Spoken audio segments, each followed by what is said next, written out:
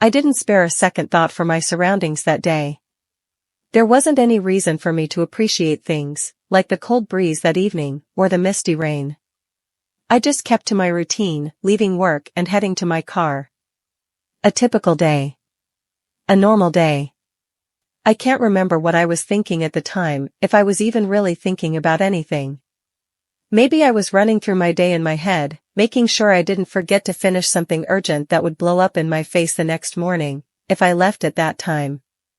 Maybe I was thinking about bills, or kids' birthdays, or anything else that would preoccupy a man's thoughts.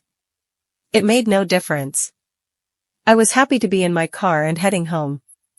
Some unknown miles later, on the drive home, I groaned when I heard the brakes squeal, and the wheels rumble, when I stopped at each stoplight.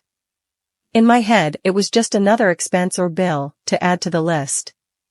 I tried to push it to the back of my mind and turn up the music, hoping I can at least have a few minutes without worrying about these things. It's very easy to let the music play and drift into autopilot, letting the daily commute go by in a flash.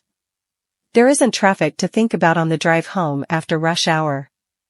As I approached one of the busier intersections on the drive home, I remember feeling a burst of adrenaline when I hear the brakes snap and I can't slow down my car. I didn't feel a thing, or process anything as my car was rammed into on the left side, or when it spiraled into the guardrail only to get skewered through the front left and right doors.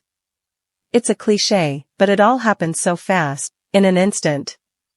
The only problem was, in the split second I was obliterated, in the split second where the lights should have gone out, I was suddenly seeing through a camera lens. The trees, sky, roads, and cars spiraling around from the accident, all kept moving.